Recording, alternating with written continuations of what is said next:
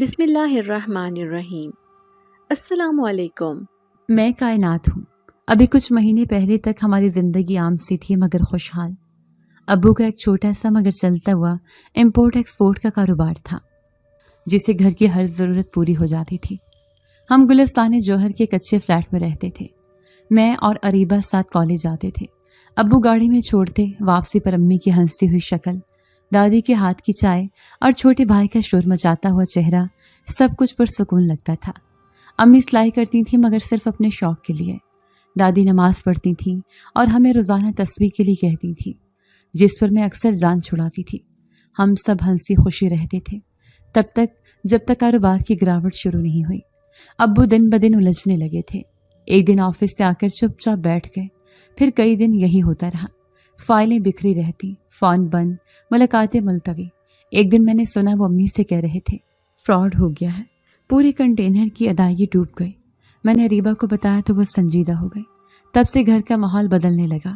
پہلے امی کے چہرے پر فکر کی لکیریں آئیں، پھر دادی کی دعائیں لمبی ہونے لگیں۔ چھوٹا بھائی جب کچھ مانگتا تو امی بہانے سے ٹال دی تھی۔ میں سمجھ گئی تھی کہ سب کچھ پہلے جیسا نہیں رہا۔ امی اب روز سلائی مشین کے آگے بیٹھتی تھیں۔ ابو کا چہرہ دن بدن مرجھاتا جا رہا تھا۔ پہلے وہ ناشتہ میز پر بیٹھ کر کرتے تھے، اب چائے کے کپ ہاتھوں میں لے کر صحن میں کھوئے کھوئے بیٹھے رہتے تھے۔ دادی بار بار کہتی، نمازوں کی پابندی کرو، رب راستہ نکالے گا، مگر وہ راستہ نکلتا نظر نہیں آ رہا تھا۔ پھر ایک دن ابو نے ہم سب کو بٹھا کر کہا، فلیٹ بیچنا پڑے گا۔ امی نے ہلکا سا اوہ کیا۔ دادی کے تصویر رک گئی اور میرا دل جیسے اندر سے دھم سے بیٹھ گیا۔ فلیٹ، ہمارا اپنا گھر جہاں میرے بچپن کی تصویریں تھیں۔ چھوٹے بھائی نے پہلا قدم رکھا تھا، جہاں میں نے اریبہ کے ساتھ چھت پر بیٹھ کر ستارے گنے تھے۔ میں بولی، ابو کوئی اور راستہ نہیں؟ ابو نے سر جھکا لیا۔ دادی نے کہا، کبھی کبھی قربانی دے کر ہی نیا راستہ کھلتا ہے بیٹا۔ کچھ دنوں میں چیزیں پیک ہونے لگیں۔ امی نے چپ چاپ الماری میں میری پسندیدہ چیزیں نکال کر اخبار میں لپیٹ دی۔ چھوٹے بھائی کو سمجھ نہیں آ رہا تھا کہ ہم کہیں جا رہے ہیں یا کوئی چھٹیاں منانے نکلے ہیں۔ اریبہ اور پھپھو ہمارے ساتھ رہتی تھیں، وہ بھی اسی غم میں ڈوبی رہیں۔ میں اور اریبہ سامان کی گٹھیوں کے درمیان بیٹھ کر پرانے دنوں کی باتیں کرتی اور رو لیتی تھیں۔ نئی جگہ کے لیے بہت کوشش کی گئی، بجٹ کم تھا اور ضرورت زیادہ۔ ابو نے ایک ایجنٹ کے ذریعے شہر کے کنارے پر ایک پرانی سی حویلی نما جگہ دیکھی، جس کا کرایہ کم تھا مگر جگہ کشادہ تھی۔ پہلے تو سب نے منع کیا۔ دادی نے بھی کہا، اتنی بڑی جگہ اتنے کم کرائے میں، کچھ تو گڑبڑ ہے۔ مگر ابو نے کہا، بجٹ بس اتنا ہی ہے، رہنا ہے تو یہی جگہ دیکھنی ہوگی۔ اور یوں ہم سب اس حویلی میں منتقل ہو گئے۔ جس دن ہم وہاں پہنچے، دروازے کی بڑی کالی لکڑی پر دستک دیتے ہی ایک عجیب سی ٹھنڈک نے ہمارا استقبال کیا۔ مکان باہر سے دیکھنے میں پرانا مگر وقار والا تھا، جیسے کوئی بزرگ انسان خاموشی سے کھڑا ہو۔ اندر داخل ہوتی ایک لمبا سا دالان، پھر دائیں طرف بڑا سا کمرہ اور سامنے کھلا صحن، جس کے بیچوں بیچ پرانا سا کنواں بند حالت میں موجود تھا۔ بائیں طرف سیڑھیاں اوپر جاتی تھیں اور ان کے ساتھ ہی ایک لمبا گہرا راہداری نما راستہ۔ میں نے مذاقاً کہا، اریبہ لگتا ہے یہاں بھوت بھی رہتے ہیں۔ اریبہ نے آنکھیں نکال کر کہا، چپ کر، نہ جانے سن بھی لیں۔ پڑوس سے ملنے کوئی نہیں آیا، صرف ایک ادھیڑ عمر عورت جھانک کر دیکھ گئی۔ بعد میں دادی کو بتایا، یہ گھر ہر 2 سال بعد کرائے پر جاتا ہے مگر کوئی ٹک نہیں پاتا۔ دادی نے تب سے روز قرآن کھولنا شروع کر دیا، کہتی، کچھ ہے یہاں، کچھ الگ سی فضا ہے۔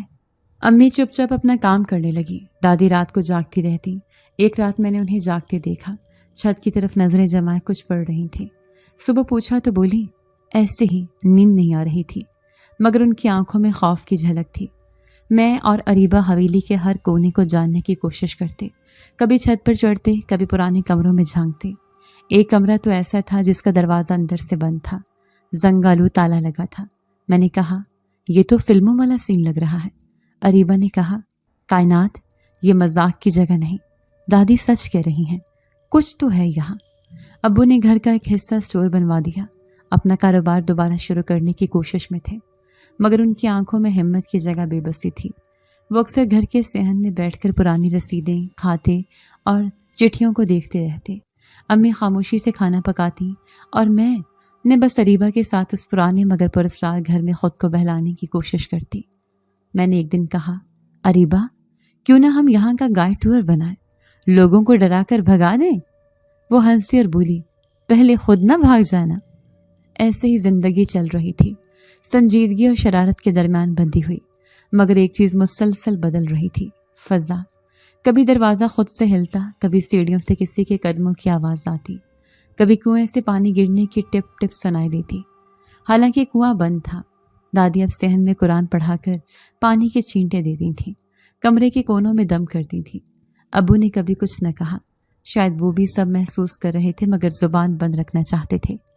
مجھے بھی عجیب خواب آنے لگے تھے، ایک لمبا سا سایہ جو میری کھڑکی کے باہر کھڑا ہوتا، آنکھ کھولتی تو کچھ نہ ہوتا، میں مذاق اڑاتی، کائنات کو بھوت پسند آ گئے ہیں، مگر اندر سے کچھ ہلنے لگا تھا۔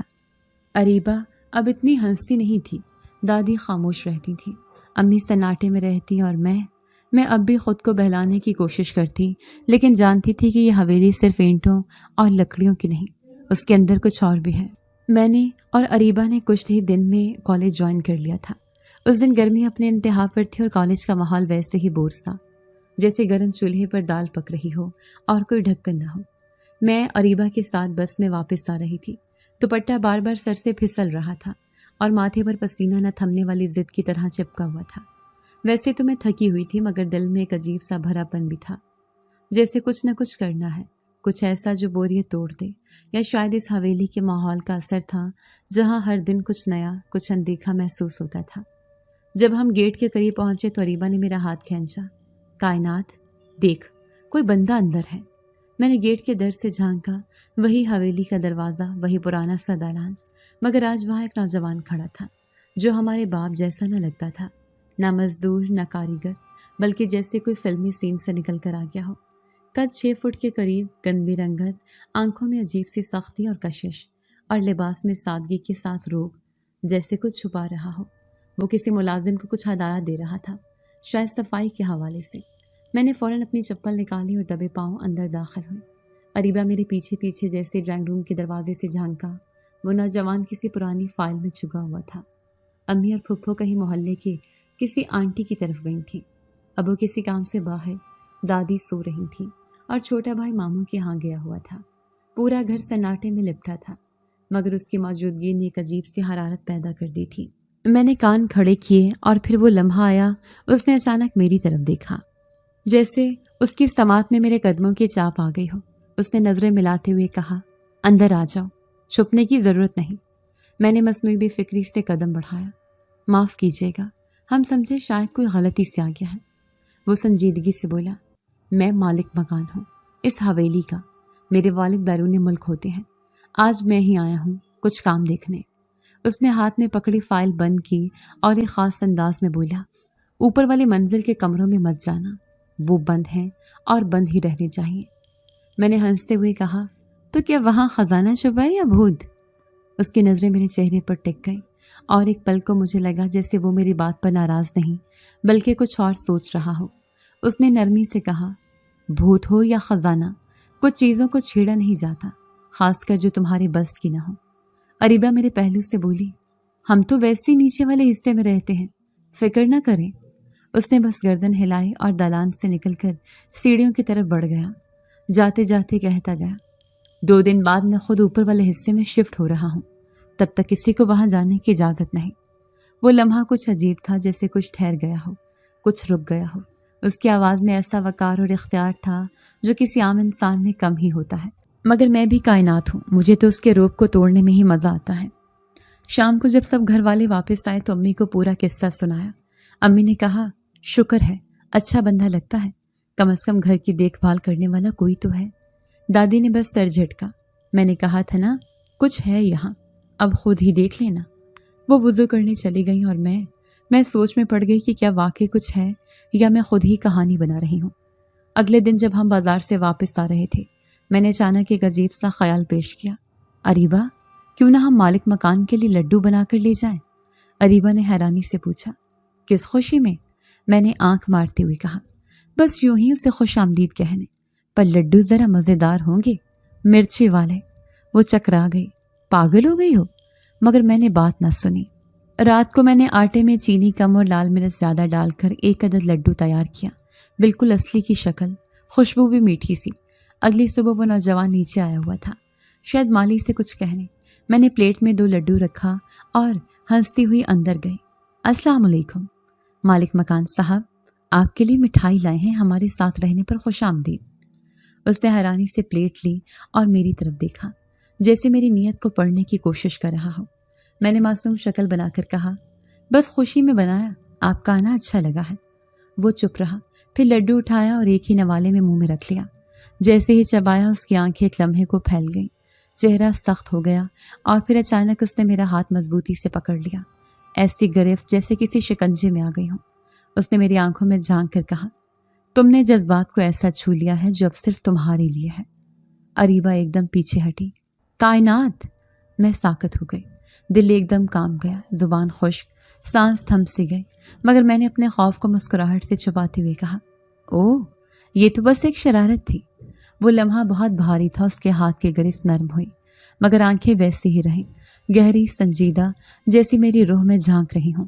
پھر وہ پیچھے ہٹا، پلیٹ نیچے رکھی اور آہستہ سے بولا، تمہاری شرارتوں کا انجام تمہیں خود دیکھنا ہوگا، کائنات۔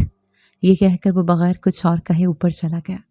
میں وہیں کھڑی رہ گئی، اریبہ کے ساتھ، ایک ہاتھ پکڑا ہوا، دل تیز دھڑکتا ہوا، اور ذہن میں بس وہ ایک جملہ، تم نے میرے جذبات کو چھو لیا ہے جو اب صرف تمہارے لیے ہیں۔ مجھے نہیں معلوم وہ لڈو میں کیا تھا، مرچ یا مقدر، مگر اس دن کے بعد کچھ بھی پہلے جیسا نہ رہا۔ جب سے وہ گیا تھا تب سے جیسے میرے دل میں کچھ بیٹھ سا گیا تھا۔ میں نے خود کو ہنسی مذاق میں چھپا لیا، مگر اندر ہی اندر مجھے محسوس ہونے لگا تھا کہ کچھ بدلنے والا ہے، یا شاید کچھ پہلے ہی بدل چکا ہے۔ وہ مرچی والا لڈو ایک معمولی شرارت تھی، لیکن اس کے رد عمل، اس کی نظریں اور وہ جملہ، سب کچھ کسی اندیکھے دروازے کو کھول گیا تھا۔ اریبہ اکثر کہتی، کائنات، اب تم بس کرو، وہ بندہ عام نہیں لگتا، اور میں بے فکری سے ہنستی، بس فلمی ہیرو ہے، تھوڑا روب ڈالنے کا شوق ہے شاید۔ مگر جلد ہی میری وہ ہنسی کم ہونے لگی، جب حویلی کے اندر واقعی کچھ عجیب ہونے لگا۔ سب سے پہلے اس رات کو جب ہم سب بیٹھے چائے پی رہے تھے اور بجلی چلی گئی، امی کچن میں تھی، دادی قرآن لے کر سورہ یاسین کی تلاوت کر رہی تھی، اور میں، اریبہ اور پھپھو دالان میں بیٹھے پنکھا جل رہے تھے۔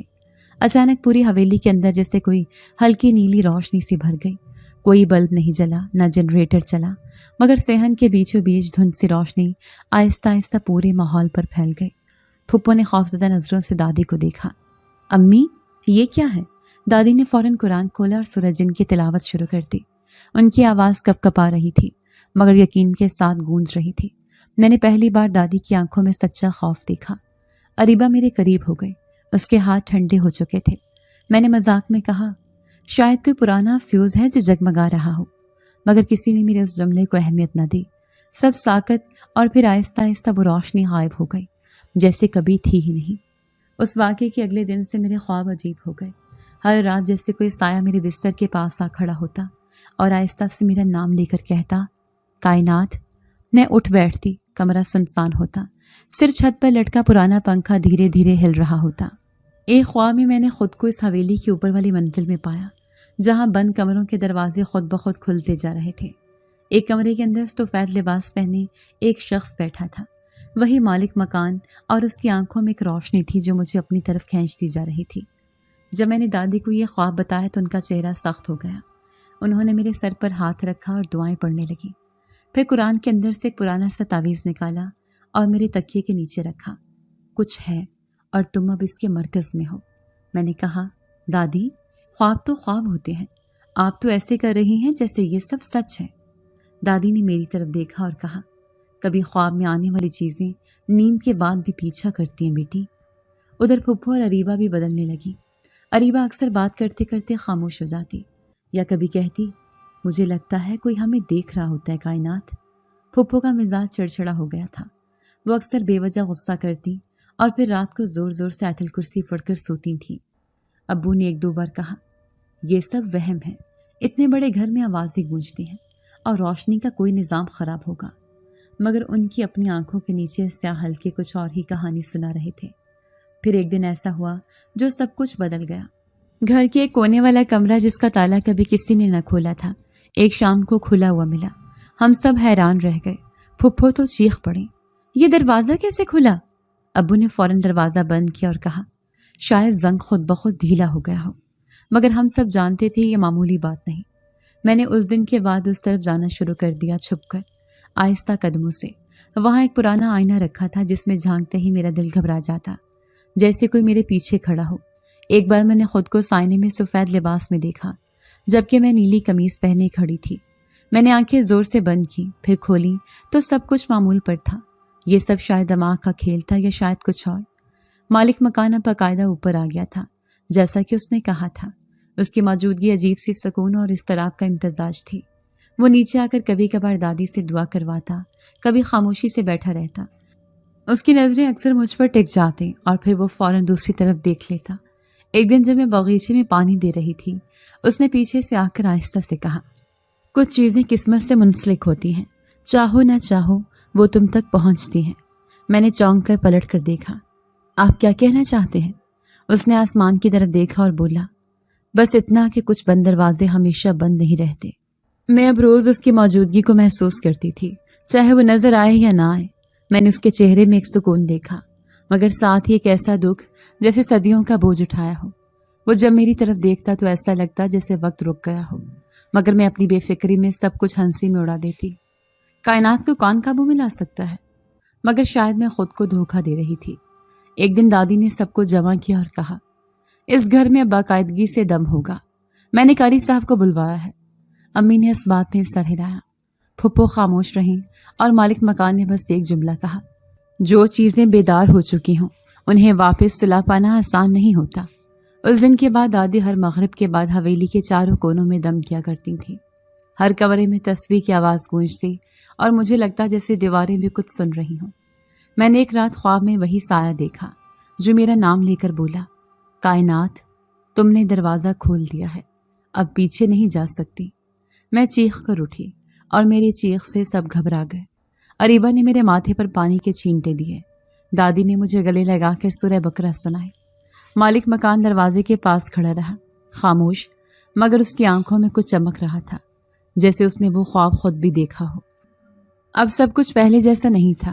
میں اب بے فکر نہیں رہی تھی، نہ ہی صرف شرارتی کائنات تھی۔ میں اس حویلی کا حصہ بن چکی تھی، یا شاید وہ حویلی مجھ میں اتر چکی تھی۔ جب میں نے پچھلی رات وہ خواب دیکھا، وہ سایہ جو میرے قریب آ کر میرا نام لیتا تھا، تو میرا دل کانپ اٹھا تھا۔ لیکن اس بار خواب پہلے جیسے نہیں تھا۔ یہ خواب کچھ اور ہی تھا، کچھ ایسا جو محض آنکھیں بند ہونے پر آیا منظر نہیں، بلکہ جیسے روح کے اندر جا کر بس گیا ہو۔ میں آج بھی اسی حویلی کے صحن میں تھی، لیکن اس بار تنہا۔ پوری حویلی خاموش، دیواریں لمبی اور سایوں سے ڈھکی ہوئی، فضا میں عجیب سی خوشبو جیسے عود یا کستوری کی۔ پھر وہ آیا، وہی مالک مکان، لیکن وہ انسان جیسا نہ تھا۔ اس کے چہرے پر وہی نقوش، وہی آنکھیں، مگر لباس وہ کسی شہزادے جیسا تھا۔ گہرے سبز رنگ کا لمبا کرتا جس پر سونے کا کام چمک رہا تھا، سر پر ہلکا سا ماما اور ہاتھ میں ایک انگوٹھی جس میں سرخ نگینہ چمک رہا تھا۔ اس کی آنکھوں میں روشنی نہیں، چمک تھی، ایسی چمک جو انسانوں کی نہیں ہوتی، جو نظر کے اندر اتر جاتی ہے۔ وہ میرے قریب آیا ایک عجیب شان سے اور رک کر گہرے لہجے میں بولا، تم نے مجھے چھیڑا ہے کائنات، اب تم میری ہو۔ میں خواب میں بھی ہنس دی۔ وہ مرچی والا لڈو، اف خدایا، اتنی بڑی قیمت۔ وہ خاموش رہا، پھر بولا، تم نے جو سمجھا وہ تھا نہیں، اور جو ہو چکا ہے وہ پلٹایا نہیں جا سکتا۔ تم نے مجھے چھوا، میرے ہونے کو، میرے راز کو۔ اب تمہاری تقدیر میرے ساتھ جڑ چکی ہے۔ میں نے پیچھے ہٹنا چاہا، مگر میرے قدم جیسے زمین سے جڑ گئے ہوں۔ میں نے اس کی آنکھوں میں دیکھا اور وہاں کچھ ایسا تھا جو مجھے مکمل طور پر ساکت کر گیا۔ وقت، جگہ، دنیا سب رک گئی تھی اور میں صرف اس کی آواز سن رہی تھی۔ میں شاہ جنات ہوں، انسانوں کی دنیا میں چھپا، تم جیسے کسی کی وجہ سے قید میں آیا، اور اب تم نے میرے حصے کی تقدیر کو چھو لیا ہے۔ میں نے چیخنا چاہا مگر آواز نہ نکلی۔ پھر اچانک خواب ٹوٹ گیا۔ میں ہڑبڑا کر اٹھی، سانسیں بے ترتیب، چہرہ پسینے سے بھیگا ہوا۔ کمرے میں اندھیرا تھا، صرف چاند کی روشنی کھڑکی سے آ رہی تھی، مگر عجیب بات یہ تھی کہ میرے بائیں بازو پر جلن محسوس ہو رہی تھی۔ جب میں نے آستین ہٹا کر دیکھا تو وہاں ایک لال نشان تھا، جیسے کسی نے انگلی سے دائرہ کھینچا ہو اور بیچ میں نقطہ ہو۔ میرا پورا جسم کانپ رہا تھا۔ یہ محض خواب نہیں تھا، اور وہ نشان وہ کسی حادثے کا نہیں لگتا تھا، بلکہ جیسے کسی نے دانستہ اسے میرے جسم پر ثبت کیا ہو۔ صبح سب کو کچھ نہ کچھ محسوس ہو رہا تھا، अरीबा ने मुझसे पूछा, रात बहुत बेचैनी हुई, तुमने भी महसूस किया? मैंने बेफिक्री से कहा, हाँ, शायद गर्मी की वजह से या फिर दादी की आवाज़ से। रात को सूरज जिन बुलंद आवाज़ में पड़ रही थी, मगर अंदर से मेरा दिल लर्ज रहा था। अरीबा ने फौरन कहा, कायनात, तुम कुछ छुपा रही हो, तुम्हारी आंखें बता रही हैं। मैंने मजाक में कहा, हाँ, एक ख्वाब में किसी शहजादी ने आकर कहा, मैं तुम्हारा जिनज़ादा हूँ, चलो निकाह पढ़वाओ। अरीबा के चेहरे का रंग उड़ गया। ये मजाक ना करो, ऐसी बातें मत कहो। इसी दौरान दादी कमरे में आई। उनकी आंखों में नींद न थी, जैसे वो पूरी रात जागती रही हों। मेरे चेहरे पर नजर पड़ते ही रुक गई। तुम्हारी हालत ठीक नहीं लग रही बेटा, कोई ख्वाब आया क्या? मैंने हंसते हुए टालना चाहा, मगर उनकी नजरें जैसे सब कुछ जान चुकी थीं। दादी मेरे पास आकर बैठ गई, मेरा हाथ थामा और आस्तीन हटा दी। उनकी आंखें फौरन उस निशान पर टिक गई और वो फौरन पीछे हट गई। अस्तगफिरुल्लाह, ये तो जिन्नों के अहद का निशान है। अब घर में सब कुछ बदलने लगा। दादी ने घर के कोनों में नमक छिड़कना शुरू कर दिया, हर दीवार पर आयतुल कुर्सी के नक्श लगाए और उस फजर के बाद हवेली के दरवाजे पर सूरह बकरा की तिलावत शुरू की। उन्होंने साफ कह दिया, ये लड़की अब आम इंसानों की नहीं रही, इस पर किसी की नज़र लग चुकी है। अम्मी को जब पता चला तो वो घबरा गई। अब्बू ने खामोशी इख्तियार कर ली। फुप्पो तो गोया कांपने लगी और अरीबा मुझसे नज़रें चुरा कर रहने लगी। मैं सब कुछ संभालने की कोशिश करती, मजाक उड़ाती, हंसती, कहती सब वहम है, कुछ नहीं होता, मगर अंदर से जानती थी ये सब कुछ हो चुका है। एक दिन मालिक मकान नीचे आया, वही जिसे मैं अब ख्वाबों में किसी बादशाह की सूरत देख चुकी थी। उसने मेरी तरफ देखा, एक तवील खामोशी के बाद बोला, कायनात, कुछ ख्वाब सिर्फ देखने के लिए नहीं होते, वो तुम्हारी रूह को जगाते हैं। तुमने जो देखा वो महज नींद नहीं थी। मैंने उसे घूर कर कहा, और वो निशान, क्या ये भी तुमने दिया है? उसने आहिस्ता से नजरें झुका ली, फिर कहा, तुमने मुझे छेड़ा, मेरी हदों को तोड़ा और उसका जवाब दिया गया है। यह निशान तुम्हारी हंसी का बदला नहीं, बल्कि तुम्हारे नसीब की मोहर है। मैं चुप हो गई। उसके लफ्ज़ मेरे अंदर कहीं जम गए। वो पलट कर ऊपर चला गया और मैं देर तक उस सीढ़ी को देखती रही। अब मैं हर रात सोती तो लगता जैसे मेरे इर्द गिर्द कोई मौजूद है, मेरी सांसों के साथ सांस ले रहा हो। हर ख्वाब में वही चेहरा, वही लिबास, वही हुक्म, अब तुम मेरी हो। दादी ने फिर एक दिन सबको बुलाया और साफ साफ कहा, ये लड़की किसी जिनजादे की नज़र में आ चुकी है, या तो इसे निकालना होगा या मानना होगा। अब्बू ने गुस्से से कहा, ये सब कहानियां हैं माँ। लेकिन दादी ने सिर्फ एक बात कही, निशान झूठ नहीं बोलते। और मैं जो कल तक सिर्फ मिर्ची वाला लड्डू बनाने वाली शरारती लड़की थी, अब एक जन्नाती बादशाह के ख्वाबों में कैद थी, जिसे मैंने मजाक में छेड़ा। उसने मेरे नसीब में अपने निशान का पहरा बिठा दिया था। जब दादी ने वो जुमला कहा था, निशान झूठ नहीं बोलते, तो सब जैसे साकत हो गए थे। मैं खुद भी कुछ लम्हे के लिए अंदर से खाली खाली महसूस करने लगी थी, जैसे वाकई मेरी हंसी, मजाक, शरारत, लापरवाही सब कुछ अब किसी और दायरे में दाखिल हो चुकी हो। अब जो बातें कभी मैं मजाक में कहती थी वो मेरी हकीकत बनने लगी थी, मगर मैं, जिसका मिजाज ही चुटकी का जवाब कह के से देना था, भला इतनी आसानी से मान जाती? मैंने खुद से कहा, अगर वो जिनज़ादा है तो मैं भी कम नहीं, और शायद मेरी इसी लहजे ने उसे मज़ीद करीब खींचना शुरू किया। उसी दिन शाम के वक्त मैं अपने कमरे में बैठकर किताब खोले अगले दिन का इम्तिहान रटने की कोशिश कर रही थी, मगर दिमाग बिखरा हुआ था। बार बार ध्यान उस ख्वाब, उस निशान और उसके जुमलों की तरफ जा रहा था। एक तरफ अरीबा की सहमती निगाहें और दूसरी तरफ दादी के जले काफूर और तस्बीहों से गूंजते अल्फाज। मगर फिर दरवाजे के पास एक हल्की सी आहट सुनाई दी, जैसे कोई नर्म कदमों से आया हो।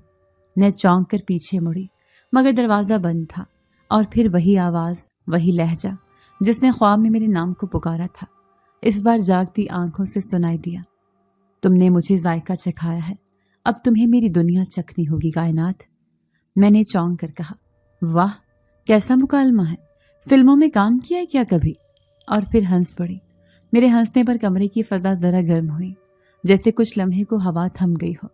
फिर वो नज़र आया, दरवाजे के करीब, रोशनी और साया के बीच खड़ा, वही शहजादा नुमा मालिक मकान। उसके होंठों पर मामूली सी मुस्कुराहट और आंखों में वही पुराने पुरस्कार चमक। मैंने किताब बंद करते हुए कहा, सुने जनाब, अगर इतने ही ताकतवर हो तो एक काम करके दिखाओ। अगले दिन मेरा मैथ का पर्चा है।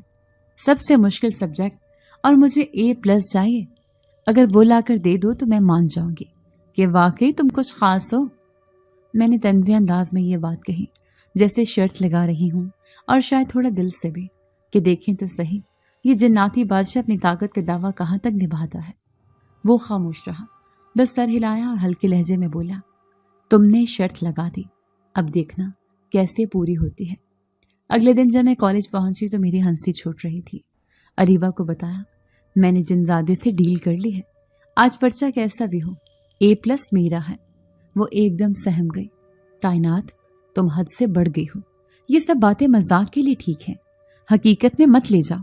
میں نے شانے اچکائے، اے بیٹی، مذاق کی دنیا ہی تو مزے کی ہوتی ہے۔ مگر جب پرچہ ملا تو میری آنکھیں حیرت سے پھیل گئیں۔ یہ وہی پرچہ تھا جس کے کچھ سوالات میں نے رات کو خواب میں دیکھے تھے، وہی جزو، وہی سوالات، وہی ترتیب۔ میں نے بے یقینی سے اریبہ کو دیکھا، وہ بھی حیران رہ گئی۔ پورے کمرے میں سب طالبات چہرے پر پریشانی لیے بیٹھی تھیں، اور میں تو جیسے کسی اور ہی جہان میں تھی۔ ہاتھ روانی سے چل رہے تھے، جواب مکمل، سب کچھ واضح۔ ایک لمحے کو لگا جیسے سوالات خود میرے ذہن میں ترتیب لے رہے ہوں، جیسے کسی نے میرے دماغ میں پرچہ ڈال دیا ہو۔ جب پرچہ ختم ہوا اور ہم باہر نکلے تو اریبہ نے میرا ہاتھ پکڑ کر روکا۔ کائنات، یہ کیا تھا؟ تمہیں رات کو سوالات کیسے پتہ تھے؟ میں نے بے فکری سے کہا، جنزادہ ڈیل نبھا گیا، کیا کروں؟ وعدہ نبھانے والوں سے وعدے باندھنے پڑتے ہیں۔ وہ کانپ گئی، تم پاگل ہو گئے ہو، یہ سب عام نہیں ہے۔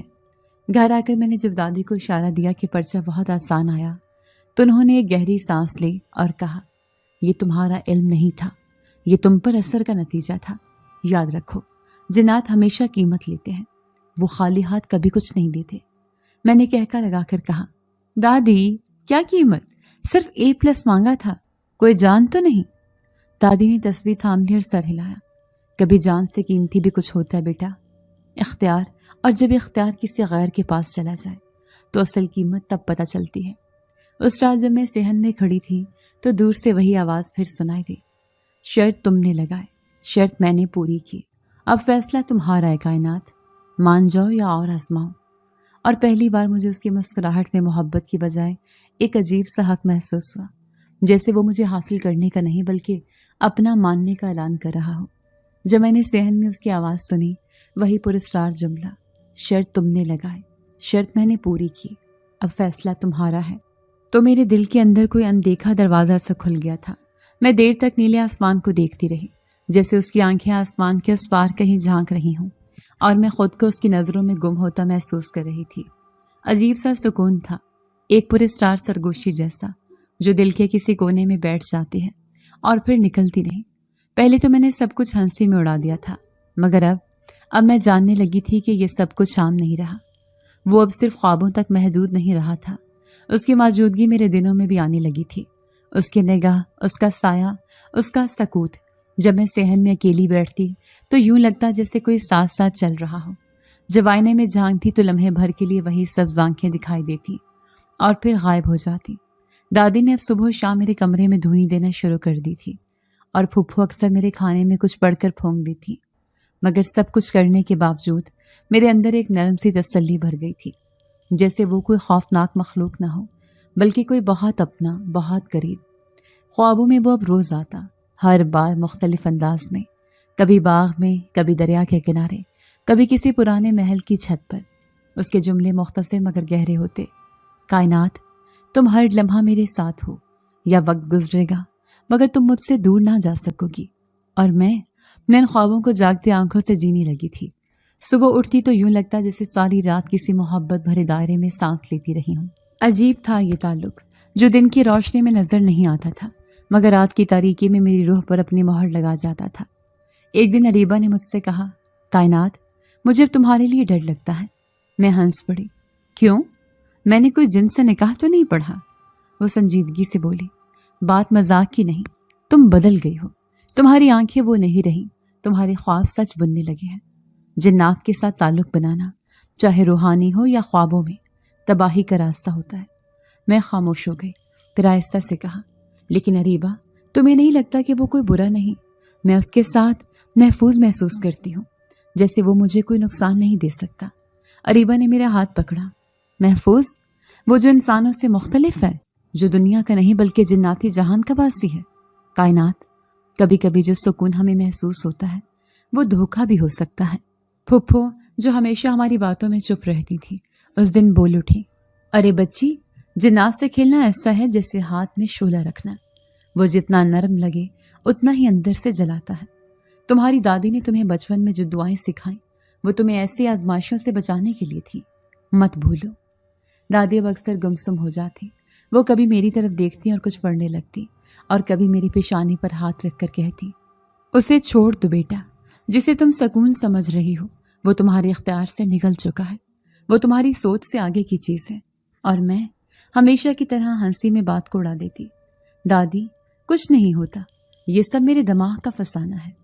مگر حقیقت یہ تھی کہ میں خود بھی اس الجھن میں گرفتار ہو چکی تھی۔ کیا واقعی یہ سب میرے دماغ کا کھیل تھا؟ کیا وہ خواب محض لاشعور کے پکار تھے، یا پھر میں واقعی کسی ایسی حقیقت سے جڑ چکی تھی جو انسانوں کی دنیا سے باہر تھی؟ ہر رات جب وہ خواب میں آتا مجھے لگتا جیسے میں کہیں اور ہوں، کسی اور جگہ، کسی اور حقیقت میں۔ اس کی موجودگی اب خوابوں سے نکل کر میرے دل و دماغ میں بستی جا رہی تھی۔ ایک دن کالج سے واپسی پر میں نے اسے صحن میں کھڑے دیکھا، وہ ویسے ہی خاموش سیدھا مجھے دیکھ رہا تھا، چہرے پر معمولی سی مسکراہٹ تھی مگر آنکھیں ان میں جیسے ہزاروں راز دفن تھے۔ میں اس کے پاس سے گزری تو وہ بولا، تم ڈر رہی ہو؟ میں نے ہنس کر جواب دیا، نہیں، شاید صرف خود سے۔ اس نے آہستہ سے کہا، تو پھر میرے قریب آ جاؤ، خود کو پال لو۔ اور میں اس کے جملے کے وزن میں گم ہو گئی۔ اب تو بات یہاں تک پہنچ چکی تھی کہ میرے قدم خود بخود اس کی طرف اٹھتے، میری سانسیں اس کی موجودگی کو پہچاننے لگی اور میری آنکھیں اس کی آنکھوں سے سوال کرنے لگی۔ میں اب سوچنے لگی تھی کہ یہ سب محبت ہے یا قید؟ کیا میں اپنی مرضی سے اس کے قریب جا رہی ہوں یا وہ میری مرضی کو اپنے سحر میں لے چکا ہے؟ اور کیا محبت اور قید میں حد اتنی باریک ہوتی ہے کہ انسان خود بھی نہ پہچان سکے؟ وہ رات جو میں نے خواب میں خود کو اس کی سلطنت میں پایا، وہ خواب سب سے مختلف تھا۔ ایک لمبا ہال، سبز قالین، دیواروں پر عجیب روشنیاں، اور تخت پر بیٹھا وہی شخص۔ اس کے پاس گئی تو اس نے میرا ہاتھ تھاما اور کہا، کائنات، تم میری ہو چکی ہو، تمہارے سوالات ختم ہو چکے ہیں، اب صرف وقت کا انتظار باقی ہے۔ اور اس لمحے مجھے پہلی بار لگا کہ میں راضی ہوں، یا شاید میں قید ہو چکی ہوں۔ جاگنے پر میرے ہاتھ پر وہی گرمائش تھی جیسے کسی نے خواب میں میرا ہاتھ واقعی تھاما ہو۔ میں نے دادی کی طرف دیکھا، وہ نماز میں تھی لیکن ان کے چہرے پر شدت تھی، جیسے وہ جان گئی ہوں کہ کچھ پلٹنے والا نہیں۔ اب میں خوابوں سے خوفزدہ نہیں تھی بلکہ ان کی منتظر رہتی تھی۔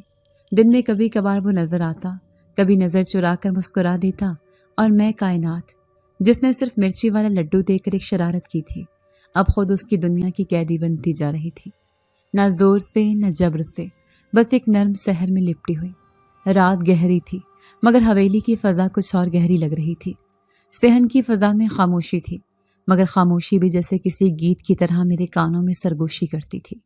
میں اس لمحے کچھ سمجھنے کی کوشش کر رہی تھی جو میرے وجود میں رچ بس چکا تھا، وہ خواب، وہ جملے، وہ موجودگی جو اب صرف نیند تک محدود نہیں تھی، وہ میرے جاگتے لمحوں میں، میری سوچوں میں، میری سانسوں میں آ کر بیٹھ چکی تھی۔ میں چھت پر بیٹھی آسمان کے ستارے گن رہی تھی جب اس کی آواز ابھری بالکل میرے پیچھے سے، کائنات، وقت آ گیا ہے سچ بتانے کا۔ میں چونکی نہیں کیونکہ شاید اب چونکنے کا احساس باقی ہی نہیں رہا تھا۔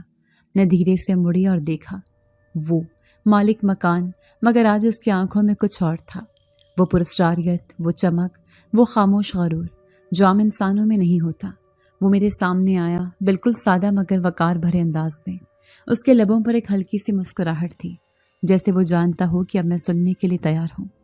تمہیں پتہ ہے یہ حویلی برسوں سے خالی تھی، لوگ کہتے تھے یہ جنات کی جگہ ہے، کچھ نے اسے بدروحوں کا مسکن سمجھا، کچھ نے یہاں قربانیوں کی کہانیاں سنائی، مگر میں یہاں تب سے ہوں جب تم دنیا میں بھی نہیں آئی تھی۔ یہ حویلی میرے اختیار میں ہے اور میں نے اسے خالی اسی لیے رکھا تھا کیونکہ مجھے پتا تھا تم آؤ گی۔ میں نے تھوڑا سا پیچھے ہٹ کر کہا، کیا مطلب؟ تم کب سے؟ کیسے؟ اس نے آہستہ سے جواب دیا، میں جن زادہ ہوں، کائنات، ایک جن زادی ماں کا بیٹا اور انسان باپ کی خواہش کا نتیجہ۔ میں ان چند جنات سے ہوں جنہوں نے انسانوں جیسا روپ اختیار کیا، جنہوں نے دنیا کو سمجھنے، محسوس کرنے اور محبت کرنے کی تمنا کی۔ اور تم وہ ہو جس نے میرے اندر چھپی خواہش کو جگا دیا۔ میری آنکھیں پھیل گئیں، دل کی دھڑکن جیسے لمحے بھر کو تھم گئی۔ وہ ہلکا سا ہنسا، ہاں وہ مرچی والا لڈو جسے تم نے مذاق سمجھا، وہ میرے جناتی نفس پر اثر کر گیا۔ جنات بہت سی طاقت رکھتے ہیں، مگر ان کی سب سے بڑی کمزوری ذائقہ ہے، احساس، تجربہ، چھونا، محسوس کرنا۔ اور تم نے مجھے ذائقہ دیا، شرارت کا، زندگی کا، انسانیت کا۔ میں خاموش تھی مگر میرے اندر ایک طوفان تھا۔ میری سوچیں الجھ گئیں، دل چاہتا تھا سب جھٹلا دوں، مگر اس کے لہجے کی سچائی، اس کی موجودگی کی گہرائی، کچھ ایسا تھا جو انکار کو اجازت نہیں دیتا تھا۔ کائنات، وہ آگے بڑھا، یہ حویلی صرف ایک پرانی عمارت نہیں، یہ ایک در ہے، میری دنیا اور تمہاری دنیا کے بیچ۔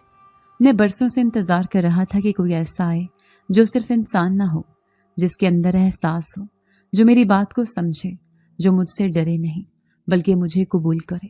اور تم نے وہ کیا، لاشعوری طور پر صحیح، مگر تم نے مجھے قبول کر لیا۔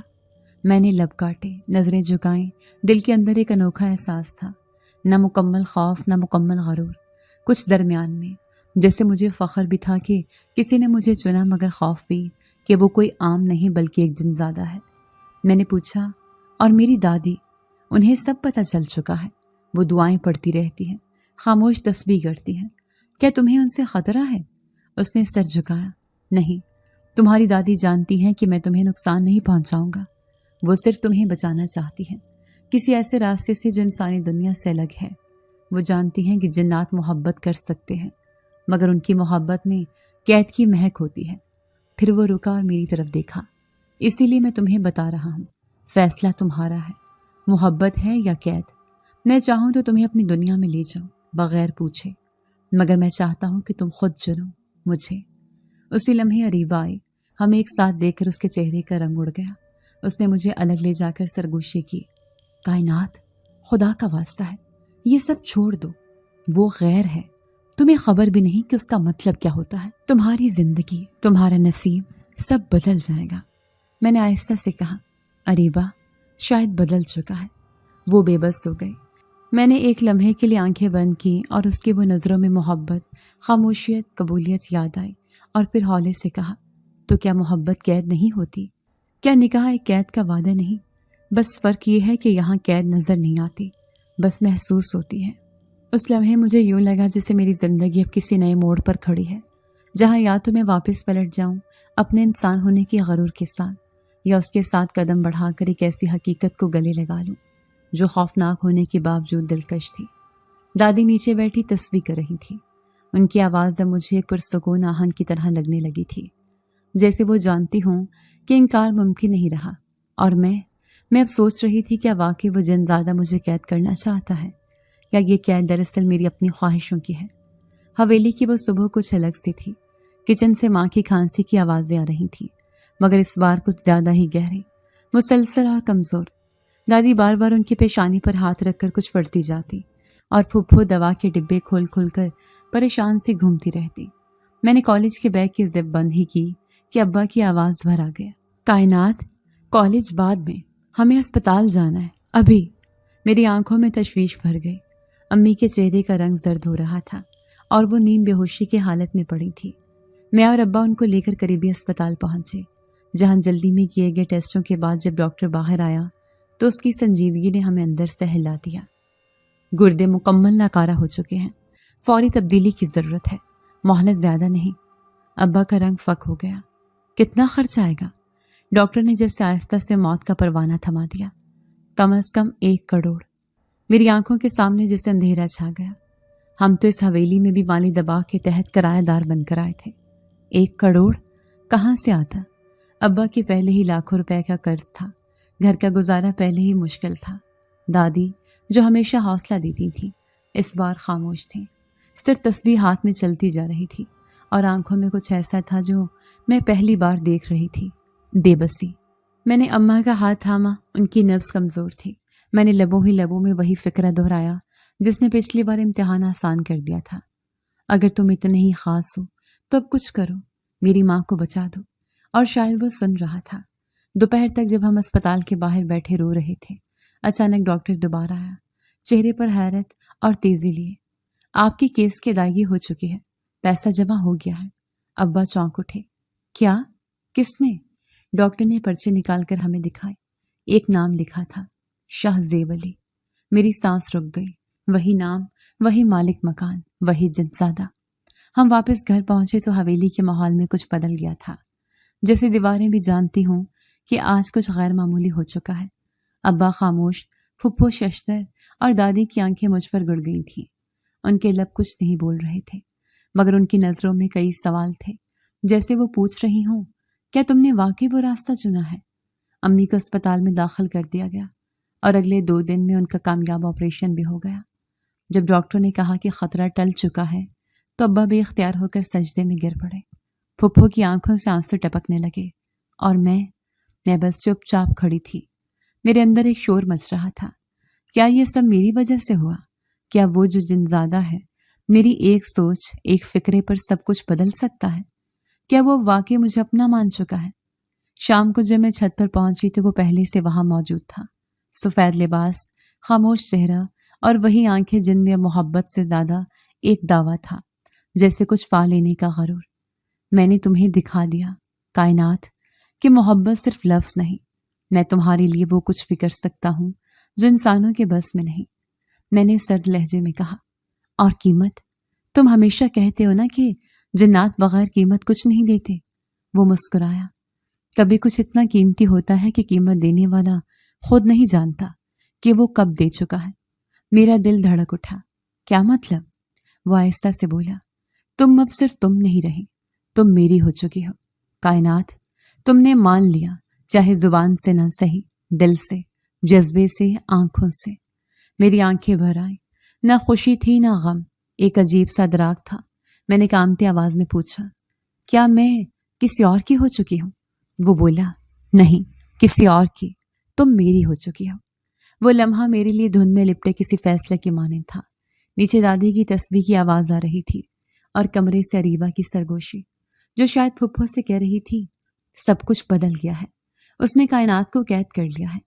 میں نیچے آئی تو دادی نے مجھے پاس بٹھایا، ہاتھ پر ہاتھ رکھا اور دھیرے سے کہا، کائنات، کچھ نعمتیں آزمائش بن جاتی ہیں اور کچھ آزمائشیں قید۔ تم پر وقت ہے، دیکھو کہ تم محبت میں ہو یا قید میں۔ میں نے کوئی جواب نہیں دیا، بس چپ چاپ امی کے بیڈ کے پاس جا کر بیٹھ گئی اور ان کے سرد ہاتھ کو تھام لیا۔ ان کی زندگی بچ گئی تھی، مگر میری شاید وہ اب کسی اور کی تھی۔ وہ شام عجیب تھی۔ حویلی کے صحن میں روشنی کم تھی، مگر ہوا میں ایک دباؤ سا پھیل رہا تھا۔ کچھ دن ہو چکے تھے، امی گھر آ چکی تھی، صحت بحال ہو رہی تھی۔ ابا کے چہرے پر عجب سی خاموشی تھی اور دادی، وہ تو جیسے دنوں سے کچھ محسوس کر رہی تھی جو ہم سب نہ سمجھ سکے۔ میں اپنے کمرے میں بیٹھی تھی اور چھت پر کسی کے چلنے کی مدھم سی آوازیں سن رہی تھی، بالکل ویسی جیسے کوئی ننگے پاؤں ٹھنڈے فرش پر چل رہا ہو۔ پھر جیسے ہمیشہ کی طرح دروازہ بغیر آہٹ کے کھلا اور وہ اندر آ گیا، سفید لباس، چمکتی آنکھیں اور اس کے ہاتھ میں ایک سبز مخملی ڈبہ۔ میں نے کوئی حیرت ظاہر نہیں کی، اب اس کی موجودگی میرے دل میں عجیب سی مانوسیت بن چکی تھی۔ وہ میرے سامنے آ کر بیٹھا، آہستہ سے ڈبہ کھولا اور اس میں سے ایک انگوٹھی نکالی، سفید نگینہ، سنہرے حلقے میں جڑا ہوا، روشنی میں چمکتا ہوا۔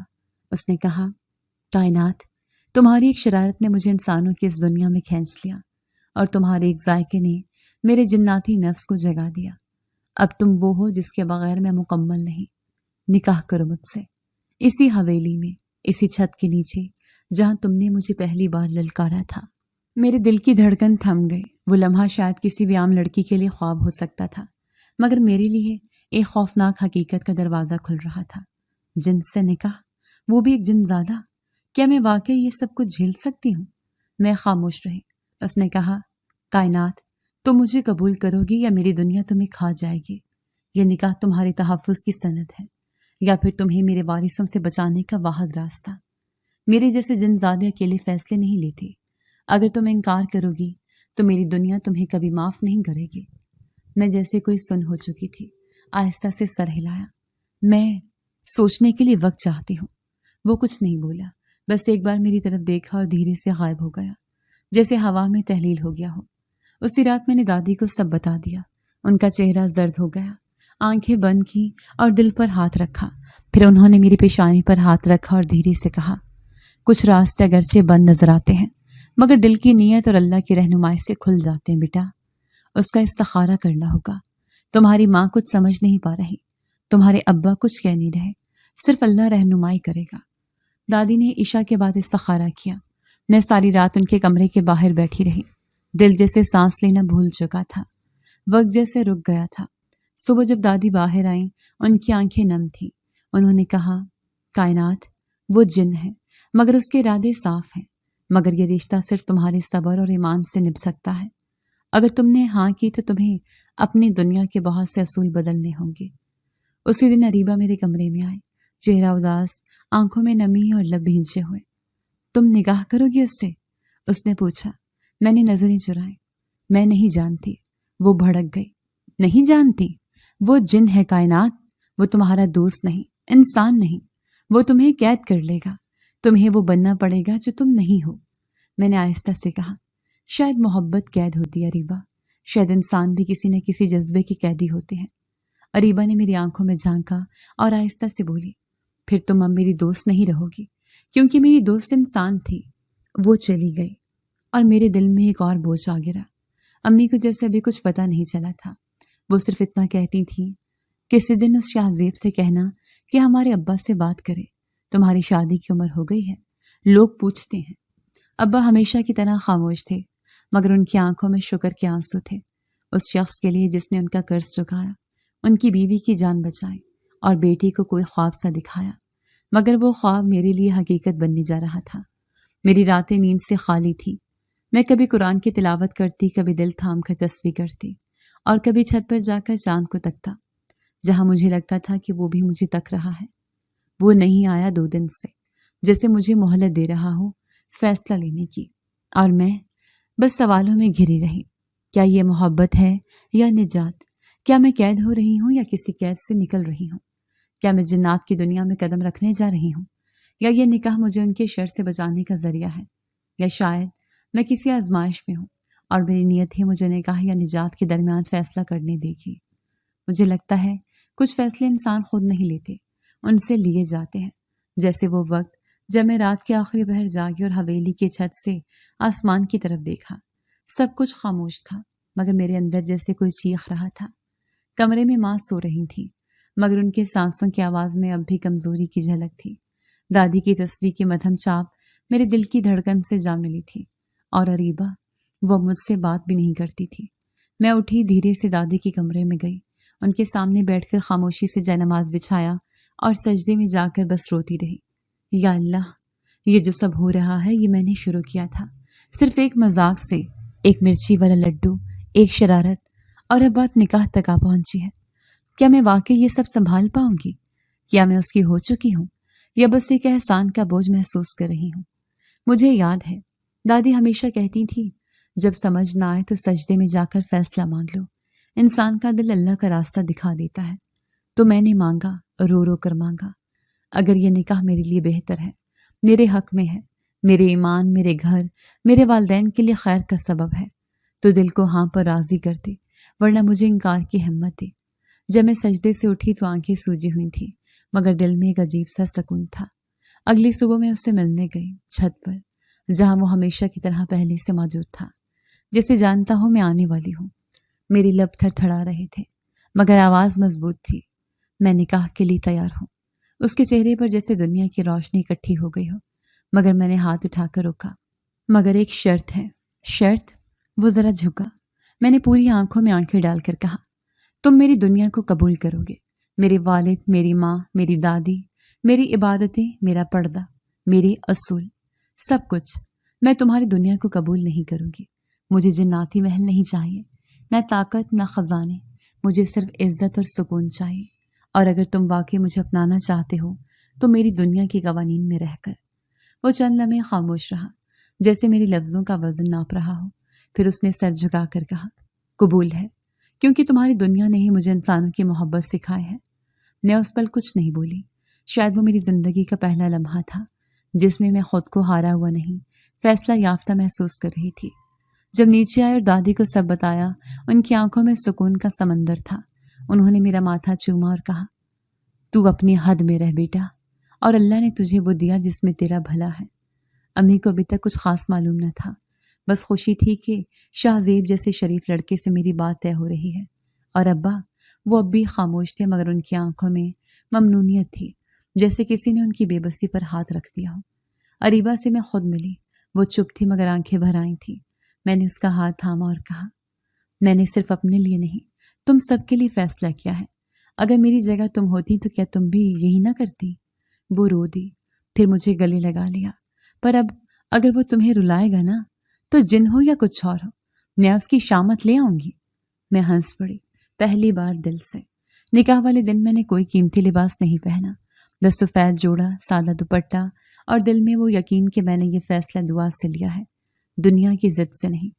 وہ نکاح الفاظ کا نہیں، دو دنیاؤں کے بیچ ایک عہد کا نکاح تھا، اور میں، کائنات، جو صرف مرچی والے لڈو کھلا کر ہنسی تھی، اب شاہ جن زادے کی بیوی تھی۔ اگر آپ کو آج کی ہماری کہانی پسند آئی ہے تو اسے لائک کیجیے اور اپنے پیاروں کے ساتھ شیئر کیجیے۔ اور ہاں، اگر آپ نے ابھی تک ہمارا چینل سبسکرائب نہیں کیا تو ضرور کیجیے۔ ملتے ہیں کل ایک نئی اور دلچسپ کہانی کے ساتھ، تب تک کے لیے اللہ حافظ۔